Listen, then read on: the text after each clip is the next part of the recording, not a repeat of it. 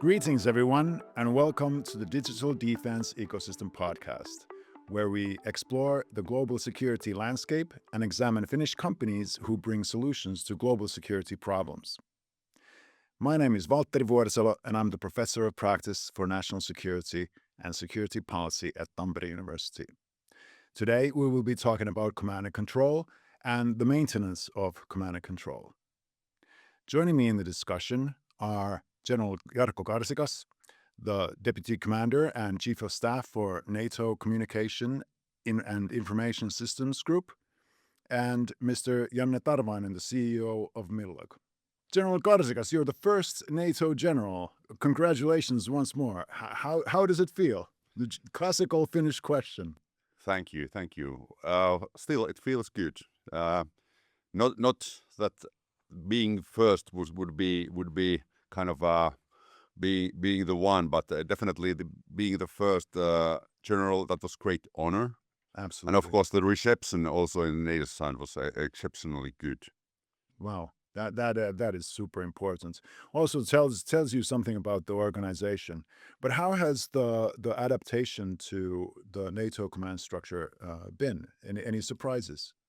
Well, of course, the first thing that you face is the language school. Yeah. It's just all the acronyms and abbreviation, whatever, and daily usage of broken English.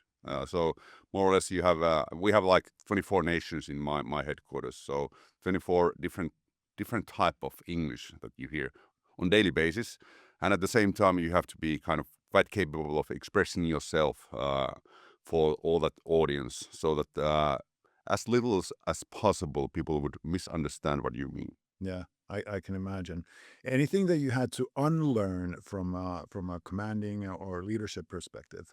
Well, from that perspective, first of all, I stated actually quite many times that, especially during the first year, none of the problems I faced were totally new for me. So I'm quite experienced in my field of expertise. So more or less, the problems were more or less the similar kind, but definitely the context and the solutions cannot be the same as we are having, for example, here in Finland. Yeah. So it's been kind of facing the same problems, but trying to discover at the same time slightly different kind of answers for them. That's been definitely a path of learning for myself. And of course, I have to mention that the working with the people, extremely professional people in NATO, has been a privilege, and it's been a learning experience for me. So it's a specialist organization, definitely the NCSG, highly trained professionals who have been working in this field for decades. So it's been very, very nice. Yeah, I can imagine. Coming as a Finn, we're a new NATO member, and we have our own tradition and our own culture. From a military perspective, how did it fit into NATO? Was it painless, or were there some challenges? Well, yeah, I would say that it was quite painless, but definitely the Finnish style of leadership is where we are used to having a very wide variety of this kind of responsibilities that we have to have. So we are for us, it's quite easy to adapt into position where you have wide variety of different kind of responsibilities. So from that point of view, from that point, it was quite easy. But definitely the discussion culture is slightly different, and I would say that it's kind of in the positive way. We in Finland, we are quite used to the situation that the commander is saying how we are doing things, and then it's nobody says anything, because it's kind of the Finnish command culture is quite in a way it's quite strict. Yeah. You might discuss beforehand, but definitely, do we have this kind of debate culture before the decision? I don't think we don't have. Getting used to, for example, German way or British way of discussing, for example, the implications of the decision beforehand before making the decision. That was new for me. Yeah. Definitely good learning experience, I can say. I can imagine. Yeah. Well, I mean, in Finland, we look at Finland, and Finland is our interest. But now you're in NATO, and you have the alliance to worry about. But was that what kind of shift was that for you? I have been participating also some NATO exercises, so kind of a training exercise that NATO is arranging, and that's been really helpful because kind of the strategic dilemmas that NATO is facing, they are global and at minimum European wide. So looking at European neighborhood and what is happening over there. So definitely that is the thing that where you have to enlarge in your point of view. And I would say that this has been one of the biggest, let's say, operational and strategic learning points for me. Because in Finland we tend to think that we are the how would I say, center point of the earth, and yeah, of course, considering from that perspective. But I would say that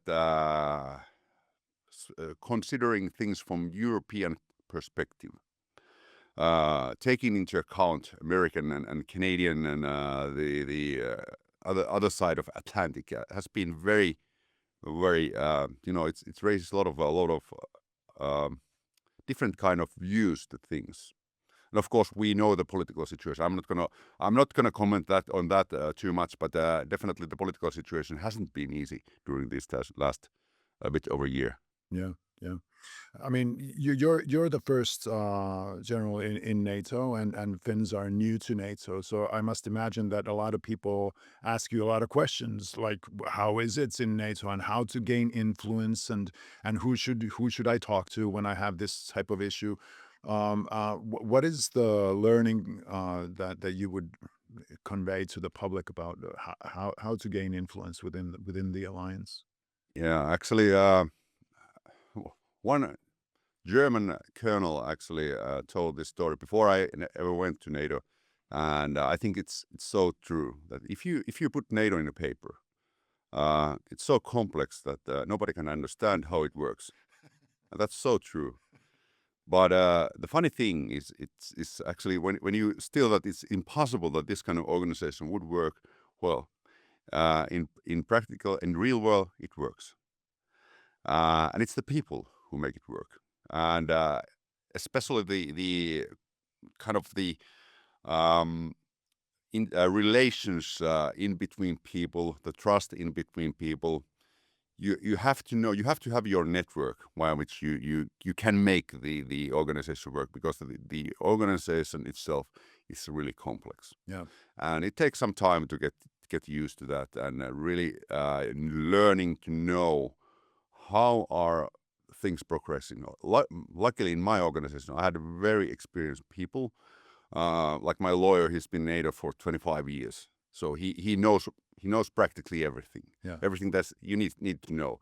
So when we are coming to this point, like we are having the DCM unit in Finland, that has helped us hugely, because we haven't taken any missteps. We know how this kind of things work, and there's a background for this. Yeah. I love the point on people, because often when we talk about defense, we talk about technology, and we complain about bureaucracy, but often the people are overlooked, and I think that's a great point to articulate. Yeah, definitely.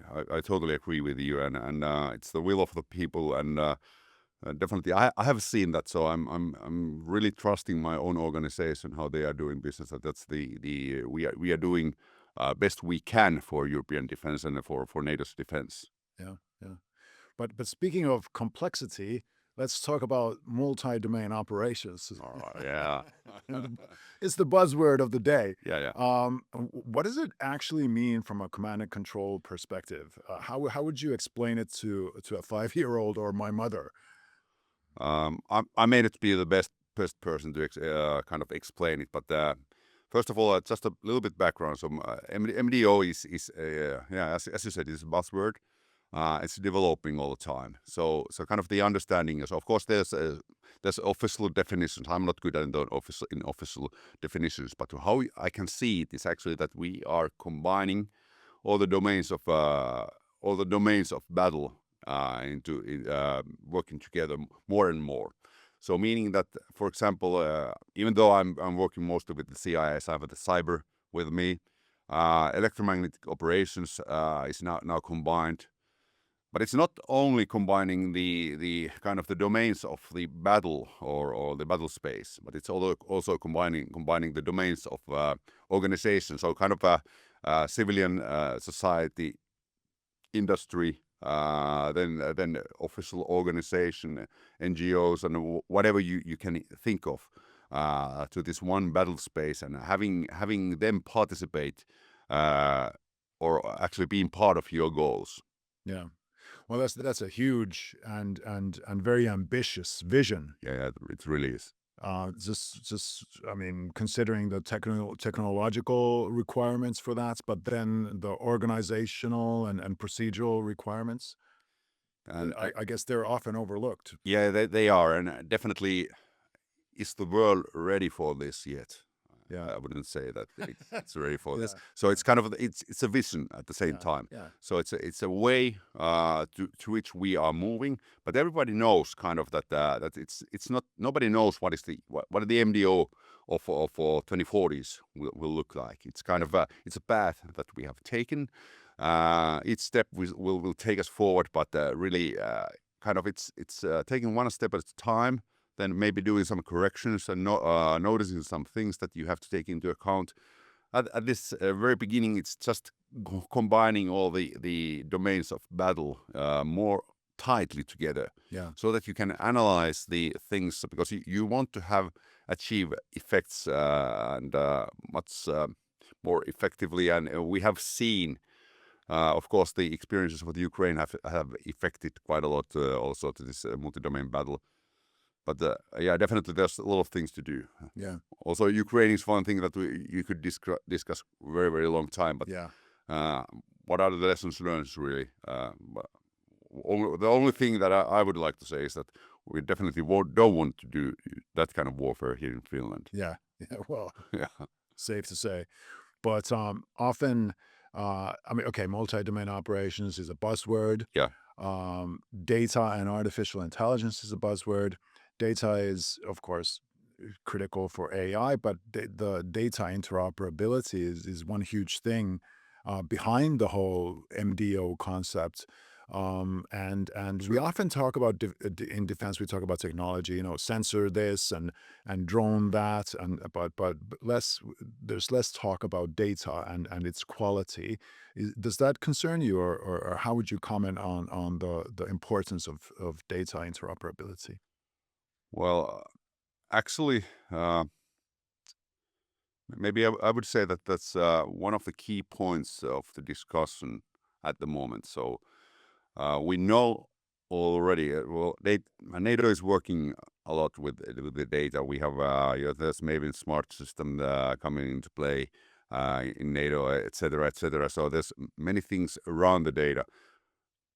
We already know kind of the challenges with the data, and we have seen actually the problems integrating combining the data and getting this kind of how would you say, this kind of combined effects with based on the data that actually the alliance members are giving. But I would say that actually it's not, we are technologically we are not even there yet, because at the moment it's about policies much more. Right. So it's kind of nations deciding, can you give your data to NATO? Yeah. Is NATO defending us? So will you open your data for NATO that they can actually integrate it to their warfighting system? Oh, that's a great observation. Yeah. Less talked about. Yeah, it's definitely. But I don't see, at the moment we have, from my point of view, and especially working around data, then it seems that we have all the technology already existing. Yeah. It's not about that. It's about the policies. So and also going to strategic level policies. Who do we trust? Who do we give our data? Yeah. And then it's about policies. How do we actually share the data? Yeah. And do we want to have some restrictions with that? Is there some part of data that actually we don't want to be used for that purpose or this purpose or whatever purpose? So how to combine those policies with the data? Okay. Now you're inspiring me to ask about law as well on Yeah. top of policy, because is our law, are the laws of the alliance up to date vis-a-vis the requirements of multi-domain operations? I would guess not, actually. Yeah, one Estonian observation when they joined NATO is that taking your legislation up to the NATO level, so that you are really part of the part of the alliance, it takes like 20 years. 20 years? So are we up to the date with the data legislation in NATO when we actually are in more or less in the starting line, starting to do the marathon, Yeah. more or less? So I would say that we have some things to do with that. Yeah. So it's not about it's 32 different kind of legislation, different kind of legal cultures that we are combining. So that's a huge challenge. Well, lucky for you all. have that great quality lawyer.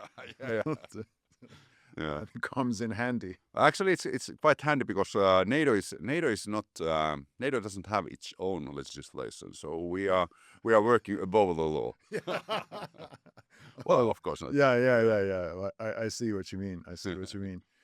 But going back to multi-domain operations, one of the visions is that there's a lot of decentralized activity and individual cell type of scenarios and less decentralized activities. And how do you balance this from a command and control perspective when you have, well, military is typically very centralized as a concept, but then there's lots of decentralized activity. How would you comment on that? Is that an issue at all, or?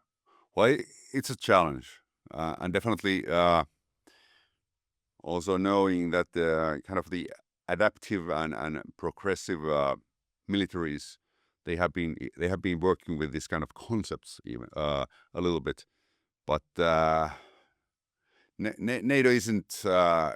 It's not even intended to be this kind of really progressive organization. It's instead it's kind of having all the limitations of its members. Yeah. So it's kind of if you are looking at you're thinking that you are quite slow from national perspective. You think about that and multiply that with 32. So that's kind of the challenge of the NATO. It's not going to be the first one to change the warfare and move into direction of away from centralized command. No, definitely not, because it's more or less quite traditional in a way from C2 perspective. Right. Sakur, Supreme Allied Commander of forces, he is responsible of conducting NATO operations. So it's kind of everybody will look at him when we are talking about NATO operations. Yeah.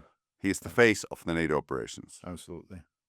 So okay, you're telling me that there's a lot of tradition and perhaps sometimes there's some obstacles to change maybe. If we fast forward 5 years from now to the future, what is the single most impacting factor for command and control?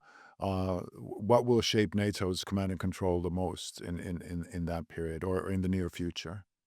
Actually, it's now we are coming to your point more or less.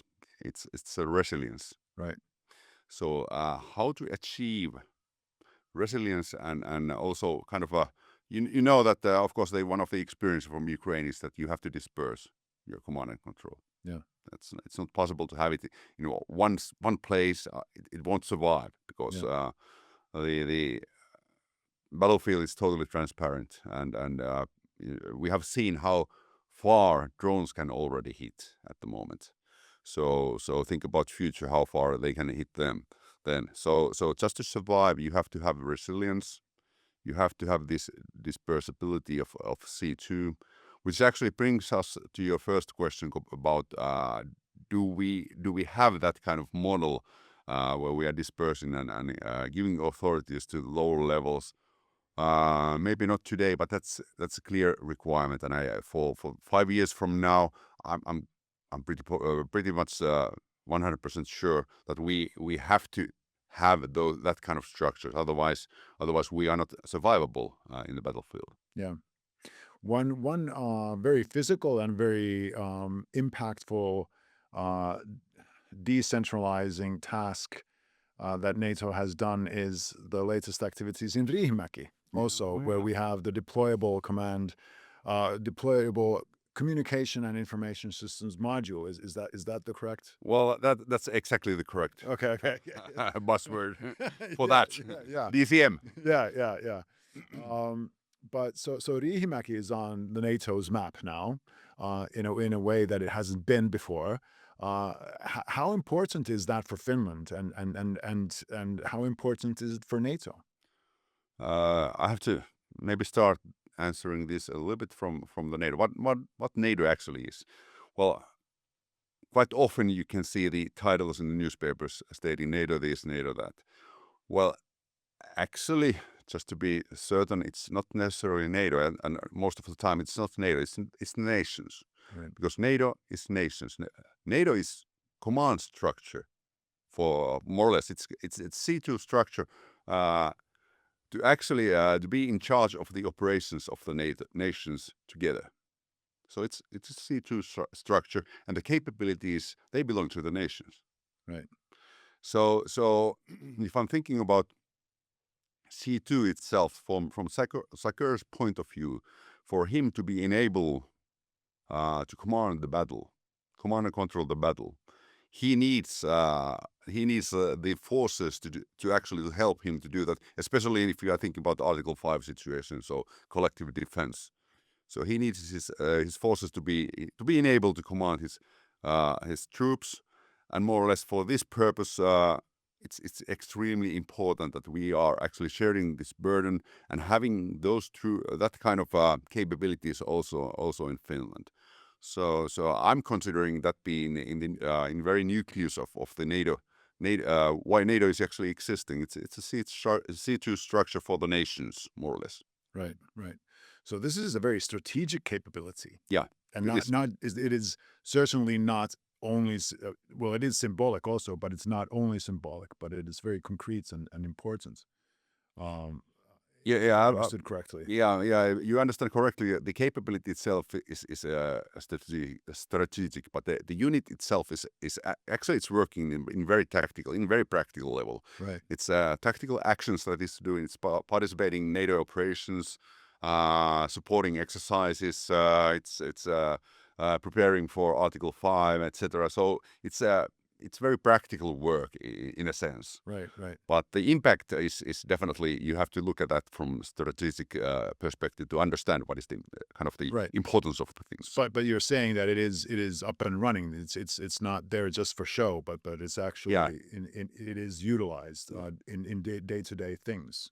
Yeah, and if I may promote a little bit of my organization, so at the moment we are about a bit over 1,500 people. So we are the biggest part of the NATO command structure. So and also funny thing, most of the equipment that actually the whole NATO command structure is having, we have them. We have 95% of the vehicles of NATO. Really? Yeah. Wow. Okay. In NATO CIS group. Yeah. So because it's mostly just headquarters and people working in the headquarters that NATO is.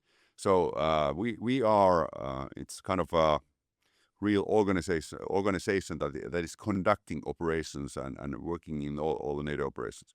We're going to be quite bit more after a few years. So actually we got increase. So we're going to be like about 2,000 after a few years after the uplift. Part of which is the Finnish unit that is coming to Riihimäki. Right. Okay, so Finland is now the recipient of several NATO structures. We have the forward-leaning forces up in Rovaniemi, in at least almost Lapland, depends who you ask. But as a person from Tampere, it seems like Lapland. Sorry to all the listeners in Lapland. But then we also have in Mikkeli, we have the multi-core land component command, if that's correct. Yeah, that's correct. Now that is a difficult Yeah, acronym. it really is. But how would you see the difference between these three and the strategic importance of each? Well, they actually, from the basis, they are three um, things that are coming from different background. Definitely, forward land forces in Rovaniemi. It's kind of it's going to be it's part of the NATO force structure. So it's not command structure. The difference being that actually only the parts of command structure get the this common funding. So it's kind of NATO is paying all the preparation for those. So meaning the MCLCC, because that is part of the command structure, will be paid by NATO. Right.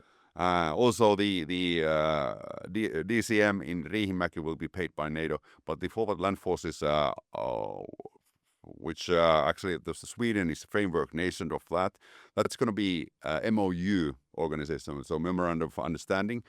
So the nations will agree in between themselves who is paying and what. Right. So it's a burden sharing of the nations who will participate. More or less. That's one differentiating thing, but it's kind of they are all part of the, and I think it's actually quite good balance in between those. So we have those forces that actually are existing in Finland. It's kind of it's part of the deterrence of NATO.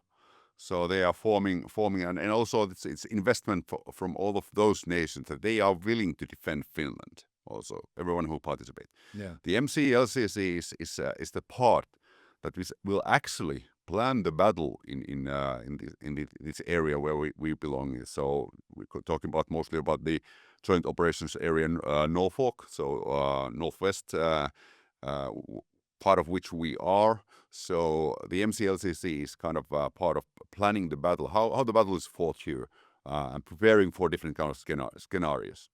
And then you have one part, which is the DCM, which is kind of making sure that actually NATO is able to do the C2 for the battle that is happening here.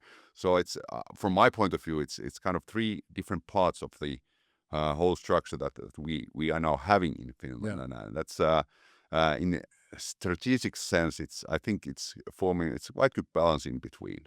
Yeah. That's a great clarification. Thank you for that. I guess a lot of listeners, including myself, have often pondered the relationship between these. So thanks for the clarification. But looking at Riihimäki now, and we have the deployable module there. Finland is a very technologically savvy nation, and we're interested in command and control. Does the presence of this deployable module present opportunities then for industry, or how is that relationship being managed? Well, actually, if I say that only having the unit is basic, because NATO is going to equip it. NATO is bringing the all the support for that. But of course, why are those trails, if I would say that, actually getting Finnish companies working, for example, for the NCIA, which is the agency inside the NATO, which is actually producing the systems that the NCISG is using. So why NCIA you can actually be part, and it's gonna be easier for Finnish companies because now you have at least the unit in Finland, so you have the visibility what it's doing, and definitely that brings some possibilities. Also the support for the unit, because it cannot survive. It's only it's NCOs and officers. So 2 officers and 57 NCOs in the unit. So they need support. Yeah. They need logistics. They need maintenance and all those things. Somebody has to do that. I'm quite skeptical that NCIA would then bring like tens of people arranging these support services. Instead, I'm quite certain that they will try to subcontract those things for Finnish companies, because at the moment I know how hard they are struggling with just having enough people to do all the stuff. Yeah. Okay, so Finland now has 3 NATO force structures and technical components. The spotlight is on Finland. NATO is looking at Finland in a very different way, also from these angles, and it makes, there's some pressure. What should we get right? What do we absolutely need to get right when we work with these structures? Well, that's actually quite difficult question because, of course, just establishing all these organization is already a struggle. It's kind of a internal struggle that you have to compete with you have to get the resources, you have to get everything right. NATO is internally is actually changing very rapidly at the moment. So they also have to show. We have to show with those that we are willing to do things. We are able to do things in Finland. I would say that's kind of the first thing that we should be concentrating on, and at the same that shows NATO that things are happening in Finland. That's very important because normally it's much easier to get resources if you show that you can. Yeah. That's for certain. Maybe the second point would be that we also have to actually convince NATO from our point of view that we are well. I don't know if it's a little bit same as the first point, but we are worth the investment. Mm-hmm. That those units that we are having and those investment, they produce additional value for NATO. I think reinforcing the deterrence with why those would be kind of the optimal gain for NATO. Yeah.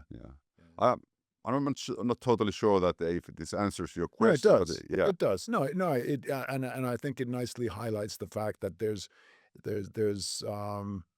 it's a two-way street. We want NATO to understand something about us, and we want to show something to NATO as well. Yeah. So I guess Maybe one point that I just have to add this that at the same time we have to remember that actually Finland is also at the same time quite small part of the NATO.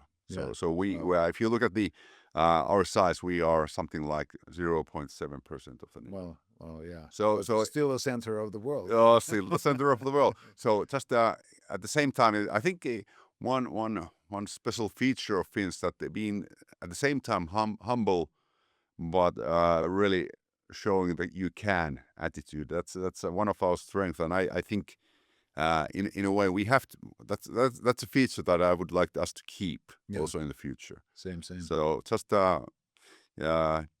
we shouldn't kind of expect that everybody's because we are Finns that everybody would listen us. No, we have to show why they have to listen us. Yeah, exactly. So let's turn our focus to the future a little bit, and well, the geopolitical situation is challenging to say the least, and there's a lot of things happening, the climate change problems, and what will AI become, and all kinds of things to worry about. What keeps you awake at night? What is the thing that you worry about the most, especially from a NATO command and control perspective? Well, some minister might have said sometimes that we have the three things in Finnish defense politics. That's Russia, and Russia. Yeah. Well, definitely. From Finnish point of view, definitely the development in Russia is kind of the thing that I'm kind of the mostly worried. Yeah. Because that's the main threat that we consider. Also in NATO, Russia is the main threat at the moment. You mentioned also multiple other things. I have 3 kids, so kind of the environmental crisis that we are facing globally, and all those. They are extremely important, but at this very moment, it's and also because of my profession, definitely the development and of course the war in Ukraine is a big part of that. Yeah. I would say that those are the ones that I'm mostly worried about, and this is not even though I'm in NATO, I'm quite confident with how NATO is working with around this, but definitely. Many times I'm kind of finding myself wondering how could we do more for that situation. Yeah, as should we all. Yeah. So you mentioned there previously about how cyber is also part of your tasks Mm. and operational domain. How is NATO's cyber resilience today? Is that something that you're happy with, or is that something that is adapting as quickly as it should, or how is cyber all in all a current requirement of the battlefield? Definitely, cyber is an area where a lot of things are happening at this very moment. I'm pretty much happy with the capability that for example, I have in my organization in cyber side. So we are a pretty capable cyber actor, but in very narrow field, which is kind of the deployable systems that we are deploying. We can defend them quite well. That's kind of it's been capability that's been developed quite a long time. We have very professional people working around that. But at large scale, I have seen that how nations are struggling to get enough resources for cyber defense. Definitely, a lot of new things appearing all the time. Not to mention AI and all the threats that it is bringing. So it's kind of one of the game changer also in a strategic sense. So definitely those ones. I would still say that what is when we are thinking about NATO, NATO overall, well, we have to look at the nations. It's because in cyber field, NATO is really quite small actor. It's the nations' capabilities that we should be worried about. Are nations doing things right, and actually are they able to defend themselves, and are they able to use all of the cyber capabilities? That would be because NATO is never intended to be kind of the number one. As I said, it's basically it's a command structure for nations. Yeah. So nations need those capabilities. They have to be prepared for cyber fight, fighting the cyber domain all the time. Yeah, and that's a great point. And when you earlier said from a legal perspective, there's 32 legal frameworks. Yeah. I would imagine that there's also 32 ways of doing cyber Yeah. defense and offense, maybe. So it must be a very dispersed field. It is, and you have to bear in mind that actually NATO doesn't own any country. So it's yeah, we have very few networks of our own. So in a sense, the kind of area we are defending in the cyber world is quite small. Yeah, Our footprint is really small right. as a NATO. Yeah, It's the nations that do have the big footprint in, and also if you think about civil infrastructure and defending that, and that's why NATO is in cyber world is a small actor. You have to just also mentioning that also the cyber offensive capabilities. The NATO is kind of because it's not owning any area of its own. It's not kind of user of offensive capability. Instead, it's always the nations that are using offensive yeah, capabilities. yeah. That's a great articulation, because I think a lot of people mistakenly think that NATO is running this grand, yeah. That's a great thing that it came up. Thank you. Yeah. Well, this concludes our session together. This has been a wonderful discussion. Thank you so much for joining. Thank you, Valtteri. Again, I have to say, challenging questions you had. Well, I put some thought into it this time.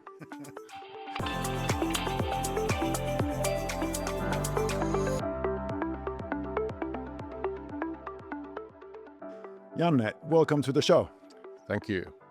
So when we talk about maintenance, people think about spare parts and greasy work, but it's actually a critical part of our defense capability. How would you comment on this misconception? You're absolutely right. I mean, maintenance is a critical part of total defense and also security of supply here in Finland, no doubt about it. And it's not an isolated activity. It's actually integrated very well into the for example, Finnish Defence Forces logistics system, and truly a vital part when talking about the capabilities and activities, and has to do with the with the life cycle management, spare part logistics, and all that stuff. So it's not a little thing. It's a major thing. So, Janne, the Finnish defense model with which you're very integrated, it's all about mobility and dispersed locations. Does that pose a challenge from an organizational perspective? Of course, it is a challenge, and when comparing to the purely industrial organization, we would probably look at it as one dedicated area with a significant automated logistics center, etc. And nowadays it means for us that we are spread all over in nationwide in Finland. So we have roughly 30 different locations. We are present in all garrisons and naval bases of Finnish Defence Forces, and naturally we have to have also plan to mobilize from that if the crisis hits, and that's something we have planned together with Finnish Defence Forces, obviously. Yeah. So you're very close with the Finnish Defence Forces, and you have a very unique public-private collaboration going on. What are some of the lessons learned when you're dealing so closely with the Finnish Defence Forces? Well, we truly have a comprehensive contract in place, but saying that the whole operation is actually based on mutual trust. So we have to have and that we have in place. We have and have to have also common goals, same targets, and kind of a commitment to the long-term cooperation of which is in place, and it has to do with the data sharing when needed, and open communication, what goes well, what goes not so well, in order to improve and actually to also reach those goals. So that's really the basis, not just the operational processes and practices, but it's plenty. It's much more deep, much more integrated, if you will. And I always said that in that kind of a cooperation, as much as you can actually integrate. Obviously, there are certain limits when talking about doing that cooperation with Finnish Defence Forces, but you should aim to be as integrated as you could. The better the cooperation will be. Yeah, that's a great point. Integration, but also trust, which is actually a key enabler in this line of work. Yeah, for sure. Yeah, that's simply a fact. I mean, based on that one. Yeah. So everybody's talking about Ukraine, and from a maintenance point of view, I guess it poses unique challenges, or articulates some of the challenges associated with speed, how you need to be able to maintain and repair in a very short time frame. What are some of the key lessons learned, do you think, from Ukraine? Well, the speed is definitely the one, but I would maybe start with actually that you should develop the capabilities and skills and know-how during the peacetime. Yeah, I mean, it's when starting building up certain concrete fundamental building blocks or systems, processes, ways during the crisis, it can be difficult. So you should start doing things already, planning the crisis during the peacetime, if you will. Yeah. Second thing is that, as we have learned from Ukraine, is that we should plan also for the longer crisis. It's not it happens several years instead of a couple of weeks. I mean, that's one topic definitely. And we already talk about decentralization and of MRO activities, and that is something also that need to be considered and is vital, and move around, basically utilizing subcontractor facilities, utilizing all kinds of opportunities that may come up with to secure the maintenance, which is vital for the troops in the battlefield. Yeah. And the way of working change as well. I mean, there are most likely less preventive maintenance. Shorter maintenance cycles are in place. Shorter planning cycles are in place. We are more focused on still regular fault detection and rectification, but also pedal damage repairs. Yeah. And basically that's also something that you should, from the lessons learned from Ukraine, we are truly interested in what's happening out there, what they are doing with the pedal damage repairs, and how they what they do, how they innovate practices or ways of working in the middle of that, and one good example is like how to do remote repair maintenance support Right. to the battlefield, Yeah. and things like that. So, and you need to be innovative, and when you have those practices, when you have those innovations, and even ways of working, you should be able to deploy them in a very speedy manner. Yeah. And that's I guess the name of the game out there nowadays. Absolutely. And something that we see in Ukraine is the emergence of new technologies and the utilization of artificial intelligence and drones, obviously. But and similarly, we in Finland are inventing all kinds of solutions, but we're very eager to invent. But how eager are we then actually to maintain these new technological solutions? Is there enough focus, do you think, on that? I think that that's a simpler fact when talking about every single systems that is working nowadays. I mean, in the past we might had a not just drones, but in the past we didn't have those we didn't have, but we had the components. I mean, mechanical components. But nowadays, even those mechanical components typically include some sort of a motherboard or some sort of an electricity and software, and often it's so that software or which has is the key to the performance of the system, and that is, for that we need to have a little bit different kind of an approach. I mean, we do not have a periodic maintenance or maintenance interval. It requires continuous updating, continuous updates and upgrades in order to keep the performance the way it should be.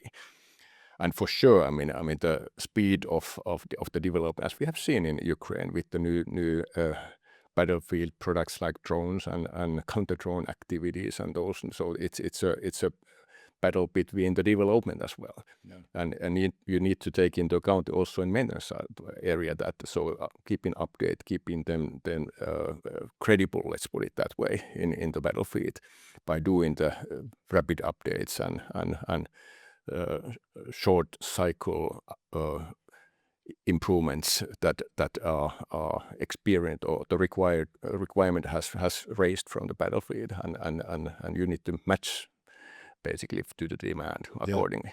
Yeah, exactly. And then I would assume that this also then applies to command and control systems as well, and Millog is obviously maintaining command and control as well. Absolutely.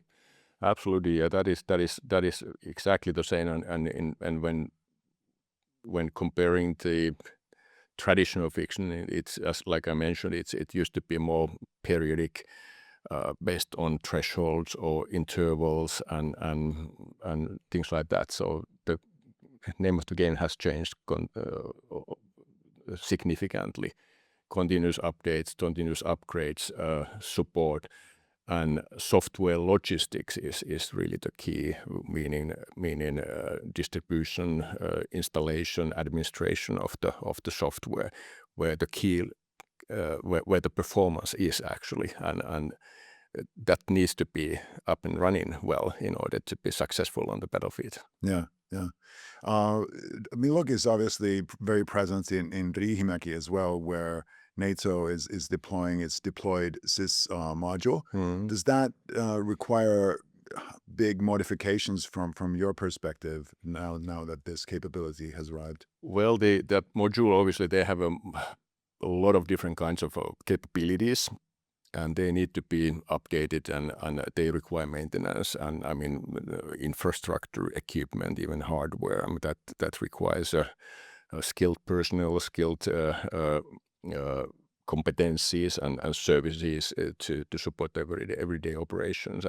But over there, it's exactly the same thing. I mean, the performance lies in the software logistics at the end of the day. Obviously, skilled personnel running the software, but the operations in there. But if you need to have that one, and not just the updates or upgrades, but it's also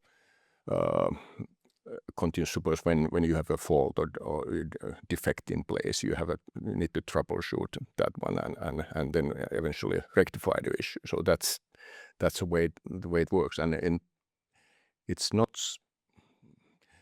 I would not like to call traditional maintenance of a main battle tank or mine layer as a traditional fixed, but this is more continuous type of thing you need to do. You need to be around all the time and ensure that the operation runs smoothly and follow the data flows and get rid of the noise. Let's put it that way. Yeah. Well, this type of continuous supports and data flows and continuous connections requires interoperability, which is a key theme in NATO. Yeah. But lately we've been talking about the dependency side of interoperability as well, and this has raised some concerns about European sovereignty. Is that something that you guys need to think about when you're day-to-day working on these things? Yeah, I mean, for sure. I mean, when operating in allied environment, NATO, you need to understand the standards, and you need to in order to provide services within that system. So you have to have an understanding of that. On the other hand, in order to cooperate and in there, you should have a solid cooperation and system management and in place concerning these multinational systems, and that requires rules, that requires a verified system, that requires also a lot of training, a lot of exercises together in order to make it. But on top of that, I'm truly believer that you have to have some capabilities by yourself as well in order to be. If something goes wrong, then we can be also operate independently and we have a resilience to do that. Yeah, no, that's a great observation. And a key point, I think, into the discussion as well. But speaking of resilience and command and control systems, one thing that sets these systems apart is that when they're online, they're constantly subject to cyber attacks and even electronic warfare. What does resilience mean in that type of context? Well, in that resilient in maintenance concept, I think it means replicated resources quite often, and it doesn't mean only relevant technical or skilled human resources, but also networks and let's say proven processes in place as well. And information management must be built to enable its own various locations and various needs. And it comes from there. So maintenance processes must be in place to support that one, and they must from time to time be isolated, to be in a secured networks to ensure operation in all situations, and that needs to be built. And it also means that the networks and between maintenance provider and end user or the operator should be typically replicated as well, in order to get that kind of resilience and duplicated systems, multiple systems, that ways of working in case of event. Yeah. So Janne, the defense solutions are obviously, like we discussed, they're dispersed, they have their spare parts and all of that. But life cycle management of these solutions is something that rarely gets enough attention. Should we be looking at life cycle management as a strategic capability in itself? Oh, definitely, and that's actually one of my favorite topics. Okay. Yeah, Excellent. and truly important one. I think I actually already comes from my previous career when I was working in civil aviation. So I mean, life cycle is name of the game in many ways, and it's an important question how to keep up the performance throughout the life of the system. in all conditions. And there are a couple of questions you need to answer to, and what needs to be done really to keep the operations or the performance on the required level.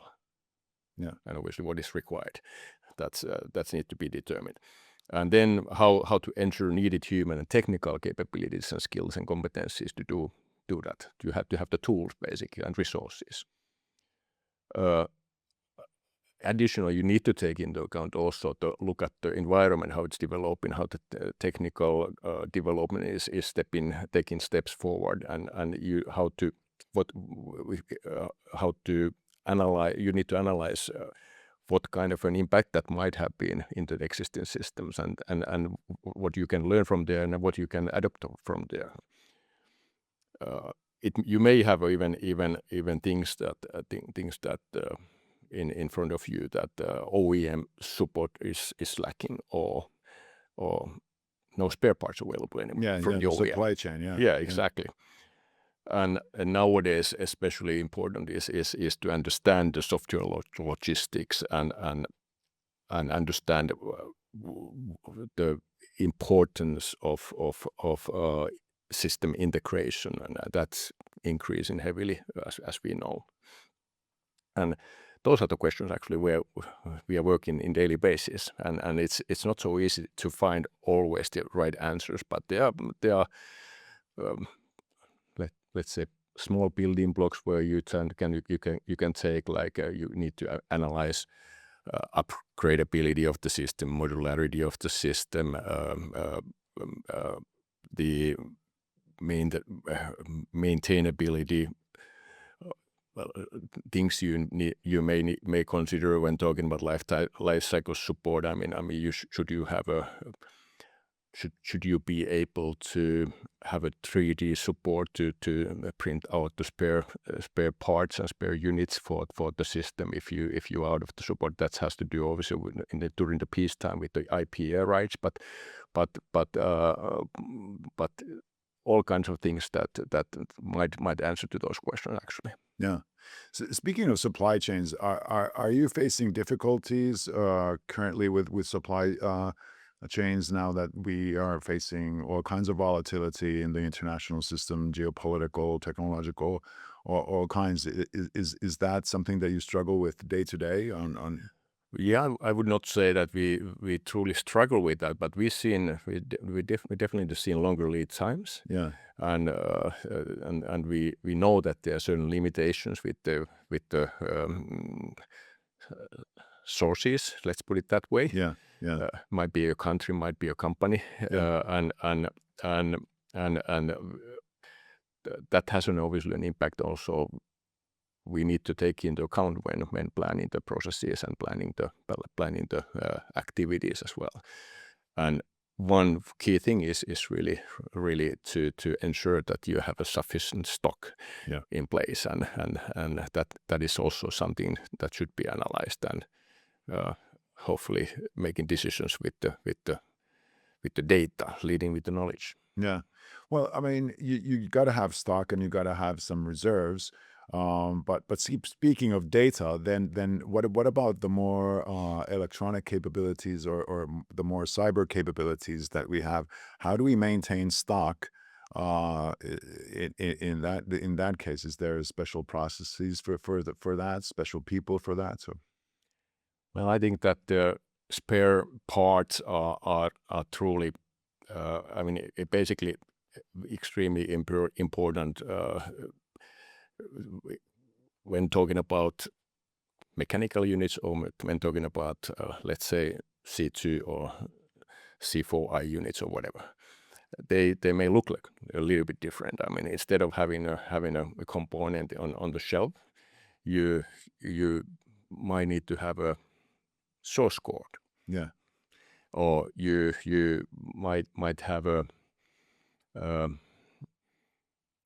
enough testers available for those sophisticated products, and then you may even think about in some of these cases those testers might be truly expensive, and like if Finland is a long country, I mean you need to consider that should you have more than one of those in Yeah. certain cases, and spread them wisely in our nation. So but spare parts and spare components and it's always a matter of the maintenance, matter of the logistics as a whole. You have to have that in order to fix the system and keep it operational. You have to have a spare parts or spare units and or spare software or or new software that requires an update as we know the development cycle is so fast nowadays. So you have to have them available. And you have to have people available. You have to have tools available to put them in use. So it's and also device you need to refix. Yeah. It's a whole show. It's a whole show. It is. Speaking of show and imagining a wartime scenario, in peacetime we can focus on efficiency and clearing waste and all of that, but in a wartime scenario, the capability requirements raise their importance. How do you, from a maintenance point of view, decide what do you fix first? Well, first of all, the whole scenario changes. So I mean, even though that most of the components are repaired as they were in the past, but instead of doing it in a regular way, we certainly have a shorter planning cycles. We try to have a short as possible turnaround times. We most likely won't focus on preventive maintenance, but we are focusing on defect rectification. We are focusing on those battle damage repairs, depending on the system, obviously what it is, and we have to have a efficient spare part logistics. Hopefully, have a good stock available immediately, especially for the critical components talking about, but also way to get more spares when needed. And then when talking about triage or what will be fixed first, in our cases, it has to do with the Finnish Defence Forces. They prioritize what has the highest priority, what needs to be fixed first, and depending on the system now, it might be so that the first battlefield analysis on the system is extremely important. Can it be fixed over there or close by, or should it be evacuated, or is it something that should be left behind, just nothing else? Yeah. And then there's another phase. Let's kind of a regular shop maintenance, and during the crisis, there we have also the prioritization from the Finnish Defence Forces. So what kind of equipment we should be focusing on, and what is needed, what is the situation, and situational awareness in the battlefield is important, but the situational awareness also in the maintenance field is important. You need, in order to have a comprehensive understanding on what is going on, in order to focus on right things and do the right things and support the operations accordingly. Absolutely. There's a lot of talk in Europe about increasing defense production and European sovereignty and how we need to build our own things, which is great. But is there enough talk on how we can maintain those new capabilities that we're planning to buy? I mean, you're absolutely right. I would say that might be an issue somewhere in Europe. Okay, let's not name any countries. But it kind of a natural. I mean, you build the capabilities, and then the maintenance or support comes a little bit later, and we have brand new systems. So, but I would say that in Finland we are in pretty good shape, and the way we work with the Finnish Defence Forces, even when talking about existing systems or new system that will be procured, we have a multi-year plan made together with the Finnish Defence Forces, and to take into account basically the needs. And when talking about the new system that will be procured, we have participated. We are very well integrated in the procurement process itself, and our aim is obviously to give also expertise help when needed, when asked, but on top of that also be involved into the maintenance capability build up since the beginning. Yeah. And it truly makes sense because it is just not more comprehensive package, but it can be actually more cheaper, especially when looking the whole life cycle of the system to do it that analysis, to do it that activity at the beginning, because you can actually bundle the package and not just to get the system, but you get also the testers and tools and training and instructions and spare part provisioning or whatever needed to be ready for the day one of MRO activity. Exactly. But speaking of who should be prepared and the requirements of a quote unquote maintenance guy, is that maintenance guy more like a mechanic nowadays, or is he or she a software engineer or a data analyst, given that capabilities are more IT centric? For sure, that we have heading into that direction, no doubt about it. But basic mechanical work is still there, and quite often it is so that they are tied with digital or electrical units. They are subsystems and all kinds of calculations integrated into the components. So I would say that the future mechanics they most likely need to have a little bit wider understanding of the system, how it works, not just the one individual component. Hey, there's how it works, but what kind of an impact it is, because it's integrated means that there are not just one function, there are something else as well. And in order to fix it well, maintain it well, test it well, verify it works in all conditions, you should have a better understanding on that. And one topic is that quite often those new components or systems provide more data. Yeah. And you would be stupid if you do not utilize that data and learn from it and optimize the way of working with the system or maintaining the system, and has to do even with the spare unit calculations, has to do with the required piece parts for that has to do with the reliability of the system or the individual component. And things like that. So it is changing. It is changing definitely. And saying that it's new competencies are required, and it's also truly important to recognize those competencies and to be prepared for that. And we have an initiative at Millog on we trying to learn from the development and how the world is changing around us, and also what is required from us. What kind of competencies and skills are needed for the future. Yeah, excellent. But speaking of data, that obviously enables predictive maintenance of the assets as well.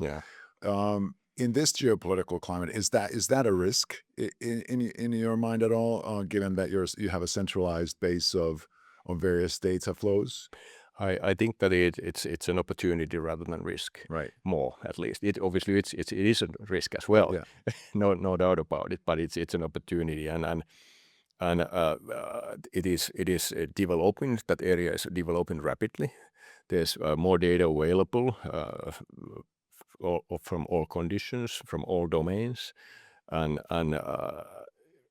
again, leading with the knowledge has a huge impact. It can be a game changer in many ways, also in maintenance area, and that should be utilized. And I think that even though that it can be considered as a security risk, having that data or sending the data, I'm pretty sure that we are able to find out the ways of doing it secured manner to take the advantage of the data, like in the case of preventive maintenance or as you mentioned. Right.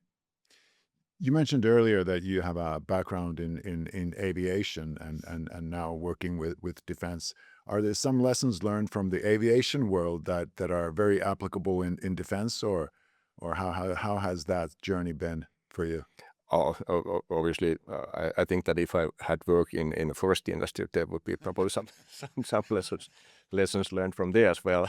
But yeah, I mean, civil aviation is very much focused on the safety, very much focused on the reliability and cost efficiency when talking about maintenance. Obviously, customer experience, etc. But those things are there.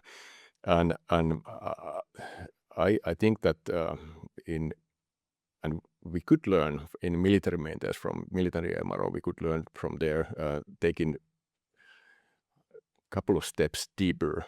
And when saying that, I'm pretty sure that in military aviation, that's somewhat level where the commercial aviation is. So we within this genre in military operations, we have already an area where those things are taken into account.